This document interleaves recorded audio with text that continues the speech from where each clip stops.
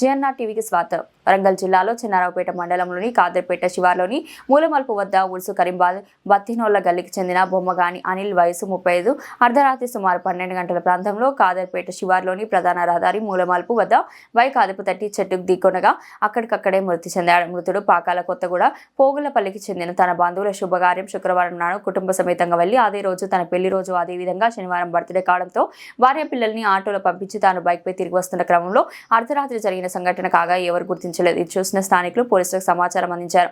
వెంటనే ఘటనా స్థలానికి చేరుకున్న పోలీసులు విచారణ చేపట్టి తన కుటుంబ సభ్యులకు సమాచారం అందించారు. ఘటనా స్థలానికి చేరుకున్న బంధుమిత్రులు తన భార్య లవణ్య, కుమార సాయి, తరుణ్, తేజ 10 సంవత్సరాలు, సూరజ్ 8 సంవత్సరాలు కుమారులు చిన్నపిల్లలు కావడంతో బంధుమిత్రులు అందరూ కన్నీరు మున్నీరయ్యారు.